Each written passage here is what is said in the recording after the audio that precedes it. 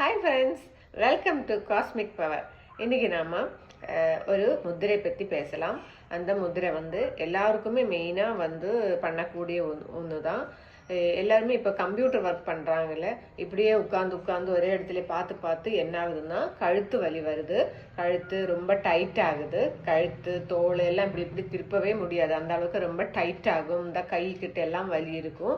அது அது என்ன ஆகுதுன்னா முதல்ல அது எதனால வருதுன்னா இந்த ஜாப் பிடிக்காம இருக்கு சிலவங்களுக்கு. இப்படியே உட்காந்து அந்த ஜாப் பிடிக்கலைன்னா மைண்டுக்கு செட் ஆகுனாலே என்ன ஆகுதுன்னா உடம்புல அந்த இறுக்கம் வருது, அந்த கழுத்துக்கிட்ட இறுக்கம் வருது.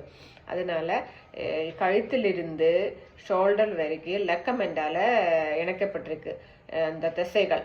அந்த திசைகள் என்ன ஆகுதுன்னா அந்த எலும்பு இருக்கு, 2 எலும்பு இந்த மாதிரி இருக்கும். அந்த எலும்புல இந்த அளவுக்கு கேப் இருக்கணும்னு இருக்கும். இந்த இறுக்கத்தினால என்ன ஆகுதுன்னா அந்த கேப்பு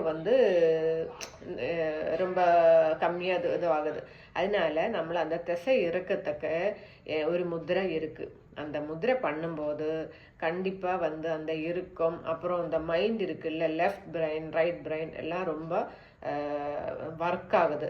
அது என்ன முத்திரைனா கணேச முத்திரைன்னு சொல்லுவாங்க. பேரு மாதிரியே அவ்வளோ ஸ்ட்ராங்கான ஒரு முத்திரை. கணேச முத்திரை எப்படி பண்ணலான்னா இப்படி லெஃப்ட் ரைட் இந்த மாதிரி பண்ணி அந்த ஷோல்டருக்கு மேலே போகக்கூடாது.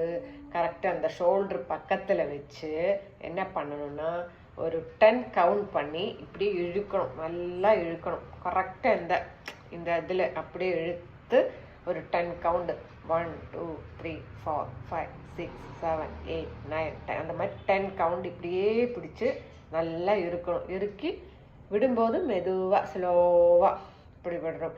அதுக்கப்புறம் என்ன பண்ணணும்னா இந்த பக்கம் திருப்பி கையை அடுத்தது கீழே போகணும், மேலே இருந்த கை கீழே போகணும். இப்படி பண்ணி இங்கேயும் ஒரு 10 கவுண்டு மைண்டில், வெளியில் கவுண்ட் பண்ண வேணாம், மைண்ட்லேயே பண்ணால் போதும். இப்படி 10 கவுண்டு நம்ம இப்படியே பண்ணி இப்படி நல்லா இழுக்கணும். இப்படியே எடுத்துட்டு விடும்போது மெதுவாக விடணும். இது ஒரு முறை.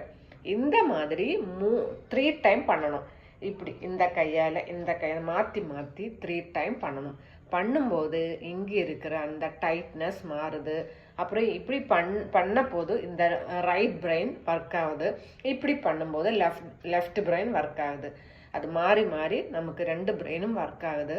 இந்த இறுக்கவும் கம்மியாகுது. பண்ணி தான் பாருங்களே, கண்டிப்பாக உங்களுக்கு நல்ல பெனிஃபிட் இருக்கும். இந்த கணேச முத்திரை ரொம்ப ரொம்ப ரொம்ப யூஸ் ஆனது. பண்ணி பாருங்க. ஓகே, பாய். நெக்ஸ்ட் வீடியோவில் பார்ப்போம்.